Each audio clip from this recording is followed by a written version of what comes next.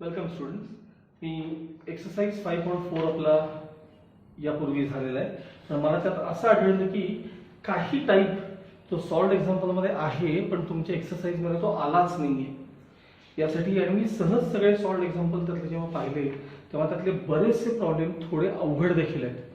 म्हणून मी ह्या एक्सरसाइज पुरते सगळेच सॉल्ड एक्झाम्पल मीच तुम्हाला शिकवून करून देईन. म्हणजे ते फक्त प्रॉब्लेम पण तुम्ही तिथले स्टेप्स पहा. काही वेळेला कसं होतं की पुस्तकातले स्टेप्स आपल्याला कळत नाहीत, तेव्हा माझं सोल्युशन आणि टेक्स्टबुकचं सोल्युशन थोडंसं कम्पेअर करा. तुम्हाला काय सोपं वाटतं बघा आणि ते त्यानुसार तुम्ही ते सिम्प्लिफाय करा. ठीक आहे, बघा 5.3 एक्सरसाइज जो आपला आहे तो पेज नंबर 123 ला संपलेला आहे. पेज नंबर 123 वरती तो संपलेला आहे. आणि आता पेज नंबर 124 तिथून ते 4 रिझल्ट मी तुम्हाला मग या मागच्या लेक्चरमध्ये सांगितलेले होते. ते 4 रिझल्ट पाठ करायचे. त्याच्याशी रिलेटेड भरपूर वेगवेगळे प्रॉब्लेम्स त्याच्यामध्ये आहेत. तर ते आपण वन बाय वन बघायला चालू करूया. त्यातला फर्स्ट क्वेश्चन बघा. फर्स्ट सॉल्ड एक्झाम्पल मधला फर्स्ट आहे I equals integral 1/9x² - 4 dx. बघा I इक्वल्स इंटिग्रल मी कसं लिहिलं होतं 1/3x चा ब्रॅकेट स्क्वेअर -2 चा स्क्वेअर dx. पेन्सिल घ्यायची आहे, खाली x² - a² असा फॉर्म्युला आहे. आता हा विदाउट रूट आहे बरं का, विदाउट रूट. मग त्याचा फॉर्म्युला काय तर इथे मी बाजून लिहितो. बघा integral 1/x² - a² dx equals 1/2a log of mod of x - a upon x plus a. म्हणजे याचे factors x - a upon x plus c. बघा I इक्वल्स इंटिग्रल 1/2a. आता a कोण आहे सांगायचं, a इथं बघायचं. a म्हणजे 2 आहे, x म्हणजे 3x आहे. 1/2a a म्हणजे 2 log of mod of x minus a म्हणजे 3x minus 2 upon x plus a म्हणजे 3x plus 2 आणि plus 3. आणि नेहमीप्रमाणे हमखास विसरणारी गोष्ट म्हणजे x ला कोएफिशिएंट आहे 3 in integration right upon coefficient of x. upon लिहिलं काय आणि into 1/3 लिहिलं काय, दोन्ही सारखे एकच असतो. आणि मग final answer I equals 2 to the 4 3 is 12 1/12 log of mod of 3x minus 2 upon 3x plus 2 plus c. हे तुमचं फायनल आन्सर. आता तिथेही फायनल आन्सर तेच आहे, फक्त तिथल्या स्टेप्स तुम्हाला बघा कशा वाटतात आणि मग आपल्या स्टेप्स कशा वाटतात हे असं कम्पेअर करा. लक्षात आलं. Next question I equals integral 1/16 - 9x² dx. I equals integral 1/16 हा 4 चा स्क्वेअर आहे आणि हा 3x चा ब्रॅकेट स्क्वेअर आहे dx. पेन्सिलनं फॉर्म लिहायचा a² - x². a म्हणजे कॉन्स्टंट, x म्हणजे व्हेरिएबल. मग याचा फॉर्म्युला काय एकदा बघून घ्या. इंटिग्रल असंच आहे, इंटिग्रल 1/a² - x² dx चा फॉर्म्युला काय आहे तर 1/2a log of mod of a plus x upon a minus x plus c असा त्याचा फॉर्म्युला आहे. ठीक आहे. 1/2a a म्हणजे कोण आहे बघा इथं, a म्हणजे 4 आहे, x म्हणजे 3x. 1/2a log of mod of a plus x upon a minus x. बघा a म्हणजे 4 plus x upon a minus x आणि plus c हे तुमचं फायनल आन्सर. पण नेहमीप्रमाणे काय विसरलेलं आपण तर in integration write upon coefficient of x. हा कोएफिशिएंट न विसरता लिहायचा. काय कोएफिशिएंट x ला 3 आहे म्हणजे हा 1/3 न विसरता लिहायचा. मग लास्ट स्टेप मध्ये I equals 3 4 12 12 2 24 1/24 log of mod of 4 plus 3x upon 4 minus 3x plus c. आता हेच एक्झाम्पल तुम्हाला टेक्स्टबुक मध्ये पण सोडवून दिलेलं आहे, पण तुम्हाला बघा ते अवघड वाटतं का सोपं वाटतं आणि त्यानुसार तुम्ही स्टेप करायची कशी ते ठरवा. लक्षात आलं. नेक्स्ट पुढचा क्वेश्चन बघा.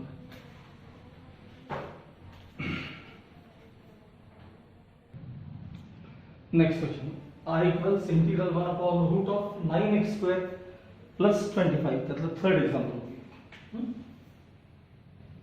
बघ, I equals integral 1 upon square root of हा 3x चा ब्रॅकेट स्क्वेअर आहे आणि हा 5 चा स्क्वेअर आहे dx.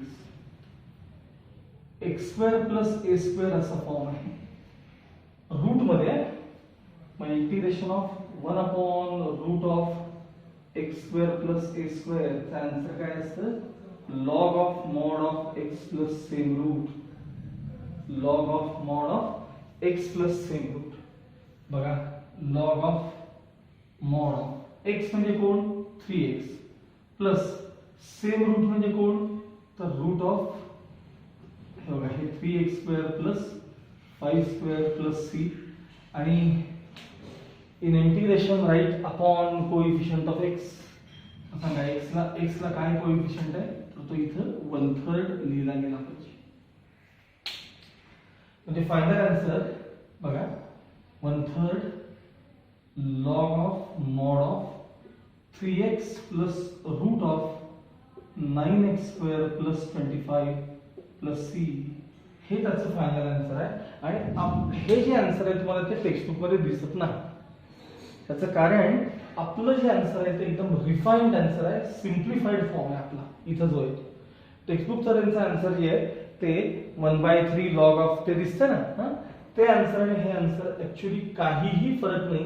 पण ज्याला मॅथ्स चांगलं येतं त्यालाच कळतं की हे आन्सर जास्त रिफाइंड आहे किंवा सिम्प्लिफाईड आन्सर आहे. सिम्प्लिफाईड दाखवतो मी तुम्हाला. बघा, अर्थात त्याला ते लॉगचे रूल वगैरे यावे लागतात ना, लॉगरिथमचे रूल वगैरे असतात ना, ते यावे लागतात तरच ते आन्सर तुम्हाला कळणार आहे की टेक्स्टबुकच्या आन्सर पेक्षा आपला आन्सर किती योग्य आहे. दोन्ही सेम आहेत बरं का. चला, टेक्स्टबुकचा आन्सर लिहितो मी. 1/3 log of mod of x plus root of x square plus 5/3 चा ब्रॅकेट स्क्वेअर प्लस c असं टेक्स्टबुकचा आन्सर आहे. आता आपलं हे 1/3 लॉग तर मॅच होते, बाकी पुढचा पार्ट मॅच होत नाही. बघूया कसा मॅच होतो. हे ऍक्च्युली सोडवत गेलात की नाही पुढं की तुम्हाला हे आन्सर मिळणार आहे. आणि कसं मिळणार आहे दाखवतो तुम्हाला. बघा, 1/3 log of mod of x म्हणजे x अपॉन 1 बरं का, प्लस रूट मध्ये x स्क्वेअर म्हणजे x स्क्वेअर अपॉन 1 आणि हे 25 अपॉन 9 प्लस c. ओके, तो स्क्वेअर केला. चला, क्रॉस मल्टिप्लाय करा. 1/3 log of mod of x upon 1 plus सांगा cross multiplication. Root of 9x square plus 25 upon 9 mod complete plus c. हे पुस्तकातला आन्सर मी फक्त सिम्प्लिफाय करायला लागलोय. बघा नीट.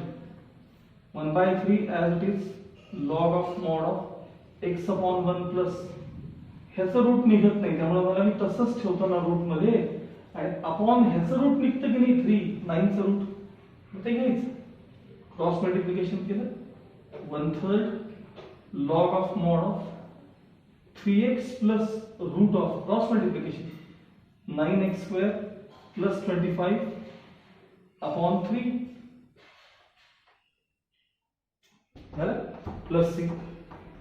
आता मला सांगा, log of a upon b दिसले का तुम्हाला? Log of a upon b म्हणजे log a minus log b.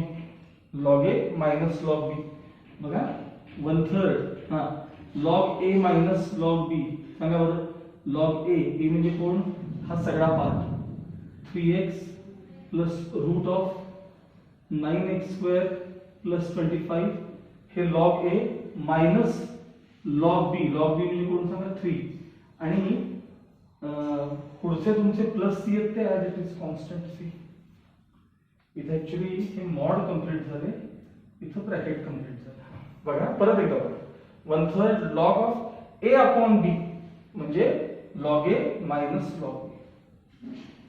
आता 1/3 न जर मी ब्रॅकेट ओपन केलं, 1/3 इंटू हा पार्ट, 1/3 इंटू हा पार्ट, काय आलं बघा? 1/3 log of mod of 3x plus root of 9x square plus 25 1/3 ने मल्टीप्लाय करणे मायनस पुन्हा 1/3 log 3 आणि प्लस c. मला सांगा 1/3 log 3 हा प्युअर कॉन्स्टंट आहे की नाही सांगा. प्युअर कॉन्स्टंट याचा शेवटी डेरिव्हेटिव्ह हा झिरोच असणार आहे की नाही. जसा नेहमी ह्याचा c चा झिरो असतो आणि मग हा कॉन्स्टंट या c मध्ये मर्ज केला ना हा कॉन्स्टंट नाहीतरी डेरिव्हेटिव्ह घेताना त्याचा काय फरक पडणार आहे तुम्हाला. तो कायम झिरो असणार आहे.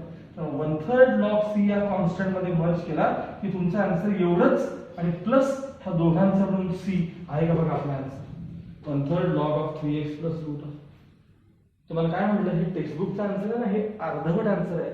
हे सिम्प्लिफाय एवढं करत करत करत गेलं की तुम्हाला माझा आन्सर इथला मिळणार आहे आणि किती कमी स्टेप मध्ये मिळते बघा. त्यामुळं हेच आन्सर बरोबर आहे. ते चुकीचे असं मी म्हणणार नाही. ते आन्सर फक्त इनकम्प्लीट आहे. ते अर्धवट आन्सर ठेवलेलं असतं आणि ते ऍक्च्युली सिम्प्लिफाय करत करत हे इथपर्यंत गेलं पाहिजे त्याला. तर आपले दोघांचे आन्सर्स मॅच होतात. हे आणि हे आन्सर लक्षात आलं. त्यामुळं काही विचार करू नका. हे आपलं आन्सर 100% बरोबर. ओके.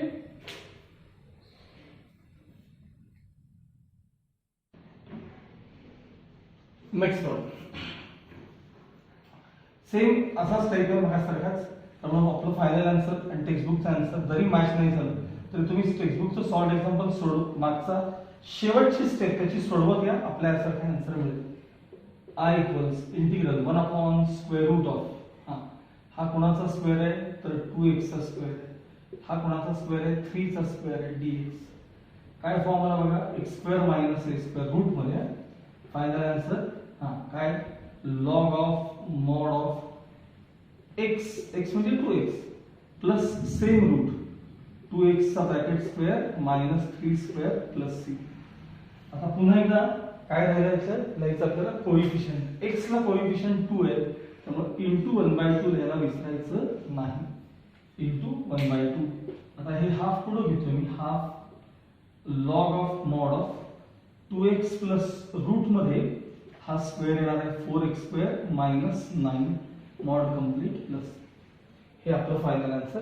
परत एकदा सांगतो टेक्स्टबुकचं जे काय आन्सर तुम्हाला दिले ना ते मी मगाशी दाखवल्यासारखं सगळं सिम्प्लिफाय करत या. ते आन्सर सिम्प्लिफाय करा. तुम्हाला नक्की हे आन्सर पाहायला मिळेल. लक्षात आलं. आता ते काही मी दाखवत नाही. तुम्ही स्वतः मात्र व्हेरीफाय करून घ्यायचं. Okay. Okay. Now fifth example 1 upon x into root of log x चा ब्रॅकेट स्क्वेअर प्लस 5. आता या सबस्टिट्यूशनचा टाइप आहे. त्या log x ला जर आपण t म्हणलं तर त्याचा डेरिव्हेटिव्ह तुम्हाला आसपास तुम्हाला बघायला मिळेल. बघा put log x equals t differentiating with respect to x. सांगा derivative of log x 1 upon x. t चा derivative dt by dx. dx इकडे आणा 1 upon x dx चं काय झालं सांगा dt. म्हणजे बघा 1 upon x dx ह्याचं काय होणार आहे dt होणार आहे. 1 upon x dx चं काय होणार आहे dt. मग काय झाला प्रॉब्लेम इंटिग्रल dt अपॉन हे रूट मध्ये काय काय सांगा रूट मध्ये t चा स्क्वेअर प्लस 5 आहे. t चा square plus 5. So I equals integral ठीक 1 अपॉन dt जरा मी बाजूला लिहितो. हे बघा t स्क्वेअर प्लस रूट 5 चा स्क्वेअर आणि dt. पेन्सिलला फॉर्म लिहायचा 1 upon root of x square plus a square आला म्हणजे log of mod of x plus same root. आता x म्हणजे कोण t प्लस सेम रूट म्हणजे कोण t स्क्वेअर प्लस रूट 5 चा स्क्वेअर प्लस c आणि t ला काही कोएफिशिएंट आहे का बघा t ला नाही असेल तर तो 1 अपॉन कोएफिशिएंट लिहायचा equals log of mod of t plus root of t square plus 5 root 5 चा स्क्वेअर केला. आता t रिप्लेस करायचा. t म्हणजे कोण होतं log x म्हणजे log ऑफ मॉड ऑफ हे log x पहिल्यांदा आहे किंवा नसलं ब्रॅकेट तरी चाललं असतं हे log x ठीक आहे प्लस इथं मात्र आत ब्रॅकेट पाहिजे टी चा स्क्वेअर आहे म्हणजे log x चा स्क्वेअर आणि +5 + c हे तुमचं फायनल आन्सर असलं पाहिजे. पुस्तकामध्ये चेक करा काय दिलं answer. log x + √log x चा ब्रॅकेट स्क्वेअर मायनस प्रॉब्लेम मध्ये काय साइन मायनस आहे प्रॉब्लेम मध्ये. ओके माझ्याकडनं चूक झाली. इथं प्लस आहे ना तर प्रॉब्लेम मध्ये मुळातच मायनस साइन आहे. ठीक आहे काय फरक पडत नाही बघा. इथं मायनस आला असतं, इथं मायनस आला असतं, फॉर्म मध्ये पण मायनस आला असतं. log (mod) x + सेम रूट मध्ये इथं मायनस आला असतं साइन, इथं मायनस साइन आला असतं आणि परत इथं मायनस साइन. सॉरी प्रॉब्लेम लिहिताना चुकीच लिहिला होता. सॉरी. हे तुमचं फायनल आहे.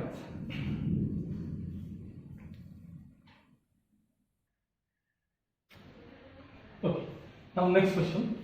पेज नंबर 125 वरती ते सॉल्व्ड एक्झाम्पल आहे. फर्स्ट आपले पहिले 5 संपलेले आहेत. आता पुढचं बघा सॉल्व्ड एक्झाम्पल.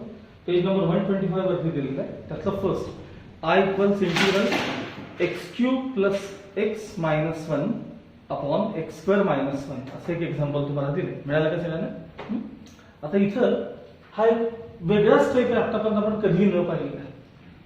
जर असं न्यूमरेटर डिनॉमिनेटर मध्ये जर पॉलिनॉमियल्स असतील, पॉलिनॉमियल्स म्हणजे बघा ही क्वाड्रॅटिक पॉलिनॉमियल आहे, वरती क्युबिक पॉलिनॉमियल आहे.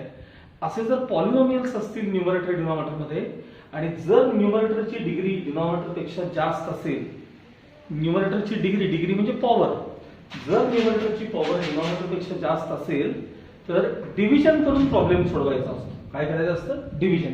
त्यासाठी मी तुम्हाला आता नोट लिहून देतो त्याच्या खाली. ओके ती नोट अशी त्या बाजूला लिहून घ्या आसपास कुठे. If the degree DEGREE the degree of numerator is greater than or equal to the degree of denominator, then divide numerator by denominator and write the result in the form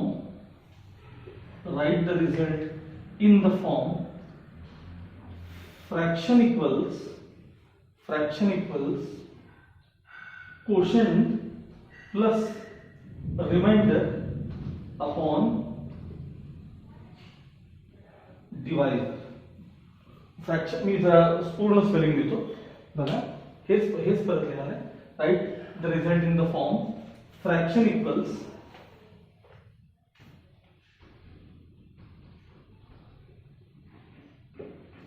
quotient QUOTIENT quotient plus remainder REMAINDER remainder and upon divisor या form मध्ये लिहायचं. एक साधा example देतो, लक्ष द्या. Example 27/4 असा fraction आहे. हे आपण तिसरी चौथी शिकलो करायला. 27 ला 4 डिवाइड करायचं. 4 6 24, रिमाइंडर 3 राहिले. आपण याला असं लिहू शकतो 3 प्लस म्हणजे सॉरी क्वोशंट 6 आहे ना. याच्यात क्वोशंट किती आला? ह्याला म्हणतात क्वोशंट भागाकार, ह्याला म्हणतात डिवायझर आणि याला म्हणतात रिमाइंडर बाकी. मग हा नंबर क्वोशंट प्लस क्वोशंट किती आहे? 6 प्लस रिमाइंडर किती आहे बघा. रिमाइंडर इथं 3 आणि अपॉन डिवायझर किती आहे? 4. बघा बरं हा क्रॉस मल्टिप्लाय केल्यानंतर हा फ्रॅक्शन येतो की मी तुम्हाला सांगतो. 6 4 24 24 प्लस 3 27/4 असा फ्रॅक्शन येतो.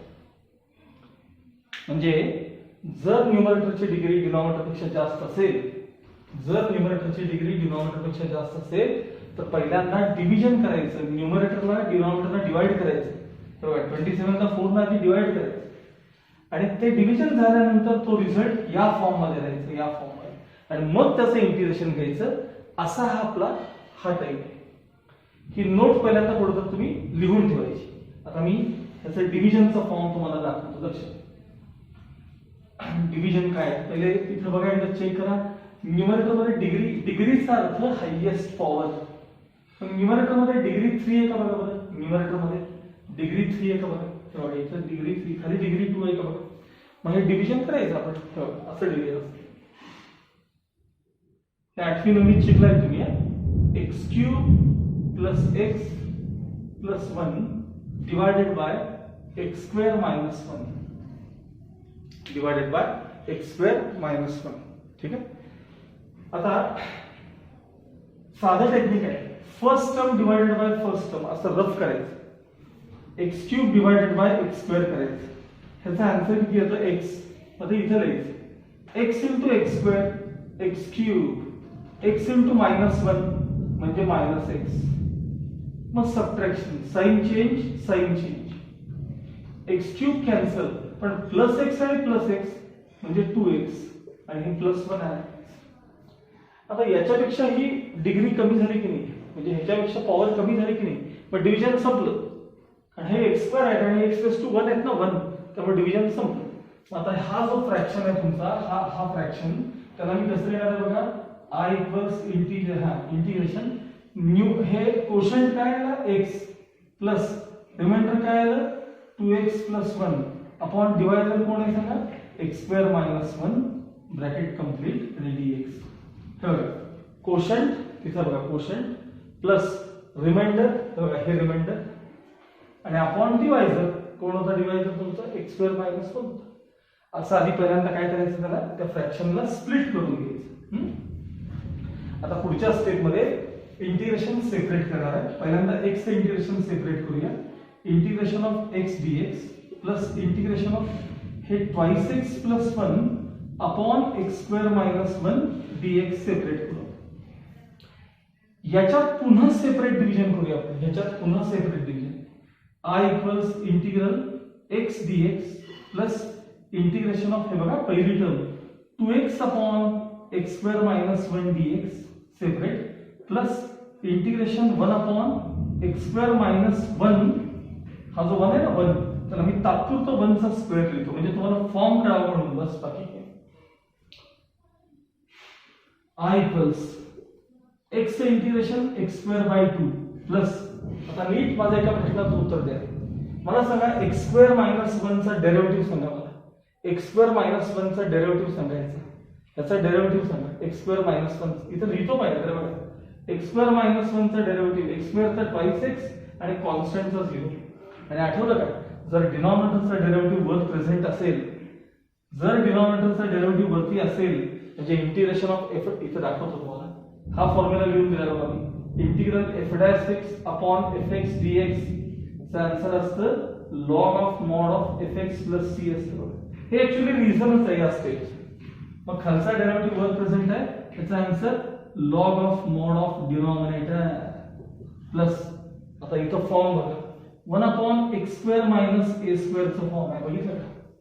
1 upon x square minus a square सांगा काय इंटिग्रेशन 1 अपॉन 2a a म्हणजे बघा कोण आहे बघा तिथं a कोण आहे 1 upon 2a log of mod of x minus a upon x plus a plus c हे तुमचं फायनल आन्सर असतं. बघा पुस्तकामध्ये आता चेक करून बघा तुम्हाला हे आन्सर बघायला मिळते की फायनल आन्सर काय दिलं बघा x स्क्वेअर बाय 2 आहे plus log of mod of x square minus 1 plus half. ठीक आहे 2 into 1 म्हणजे 2च आहे ते half log of mod of x minus 1 upon x plus 1 plus हे त्याचं फायनल आन्सर. आलं लक्षात. हे फक्त कधी करायचं असं हे if the degree of numerator is greater than the degree of denominator then divide numerator by denominator and then write the result in the form this fraction equals quotient plus remainder upon divisor या form मध्ये द्यायचं. आणि मग पुढे मी integration कसं लिहितो तुम्हाला दाखवलं. प्रॅक्टिस करा भरपूर प्रॅक्टिस करा. एकच एक्झाम्पल दिसलं मला या टाइपचं. ओके त्याचा next example 1 upon 2x square plus x minus 1 dx. आता हाही टाइप तुम्हाला फर्स्ट टाइम आता या सॉल्ड एक्झाम्पल मध्ये आलाय. म्हणजे आपण एक्सरसाइजचे 10-11 प्रॉब्लेम केले मागे पण असा टाईप कधी आला नव्हता. कारण सांगतो साधा 1 अपॉन क्वाड्रॅटिकचा टाईप आहे. पण आता आपण अशा वेळेस काय करतो माहिती का, अशा वेळेस आपण पहिले स्क्वेअर टर्म काढून घेतो. पण आतापर्यंत जर व्यवस्थित तुम्ही ऑब्झर्व केलं तर त्या एक्स स्क्वेअरला एकतर कोएफिशियंट 1 असायचा 1, किंवा कधी 4 असायचा, कधी 9 असायचा. म्हणजे ते सगळे परफेक्ट स्क्वेअर असायचे, परफेक्ट स्क्वेअर. तुम्ही जर याला स्क्वेअर टर्म म्हणताय तर 2 हा परफेक्ट स्क्वेअर आहे का, नाही. मग जर तो परफेक्ट स्क्वेअर नसेल तर आधी तो कॉमन काढायचा, आणि परफेक्ट स्क्वेअर असेल तर तसंच ठेवायचं, ते काय बघायचं. म्हणजे कधी 4x स्क्वेअर असतं ना तर मी काही विचार केला नसता, 9x स्क्वेअर असतं तर काही विचार केला नसता. पण हा 2 नंबर जो आहे तो परफेक्ट स्क्वेअर नाहीये. मग तो पहिल्यांदा आधी कॉमन काढून घ्यायचा. म्हणजे 1/2 खाल्लं 2 कॉमन काढायचे, म्हणजे इंटिग्रेशनच्या बाहेर 1/2 येतात. आणि आता स्टेप नीट बघा, x स्क्वेअर राहिल्यातले प्लस x/2, कारण आपण 2 कॉमन काढत चाललोय, मायनस 1/2 dx. प्रत्येकाला 2 ने डिवाइड करत जायचं, कॉमन काढायचं म्हणजे डिवाइड करायचं. मग आता बघा x स्क्वेअरचा कोएफिशियंट 1 झाला, म्हणजे मागच्या टाइप मध्ये आपण आता आलो. स्क्वेअर टर्म काढून घ्यायची, बाजूला formula square term equals middle term square upon 4 into first term. चला मिडल टर्म कोण आहे, x/2 चा square upon 4 into first term. First term कोण आहे, x स्क्वेअर आहे. हे झाले x स्क्वेअर बाय 4 वरती, खाली 4x square as it is. आता हे 4 खाली आणायचे, म्हणजे x स्क्वेअर अपॉन हे 4 खाली आले की 16 झाले, याला मल्टिप्लाय केल्याने. आणि मग तुम्हाला स्क्वेअर टर्म बघायला मिळाली 1/16. स्क्वेअर टर्म काय मिळाली 1/16. आता बघा इथं स्क्वेअर टर्म ऍडजस्ट करायची आपल्याला. Half integral 1 upon x square plus x/2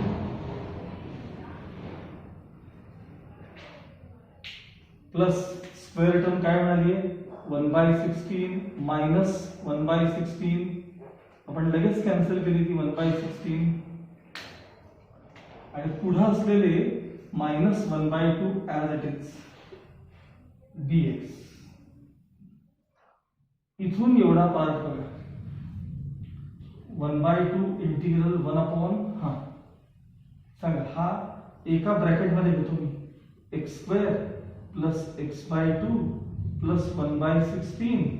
आणि आता हे जे आहे हे आपण बाजूला सिम्प्लिफाय करूया. बघा मायनस 1/16 मायनस 1/2, मला डिनॉमिनेटर सेम करायचे, इंटू 8 म्हणजे मायनस 1, हे मायनस साइन, 8 1 जा 8, खाली 8 2 जा 16, कॉमन डिनॉमिनेटर झालं, म्हणजे मायनस 1 मायनस 8 म्हणजे मायनस 9/16. काय आलं याचा आन्सर, मायनस 9/16 आलं, मायनस 9/16.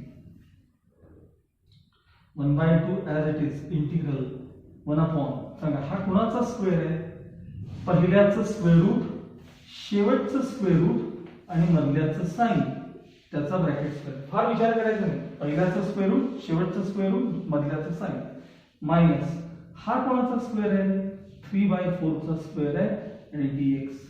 आणि पेन्सिल मी फॉर्म लिहितोय x square minus a square dx. Form काय लिहिला बघा, x square minus a square dx. याचा फॉर्म्युला काय आहे सांगा, integral 1 upon x square minus a square dx चा formula 1 upon 2a log of mod of x minus a upon x plus a. बघा हे बाहेरचे 1/2 as it is 1/2, 1 upon 2a. a कोण आहे सांगा, आता a इथं बघायचं, a कोण आहे 3/4, 1 upon 2a log of mod of x minus a.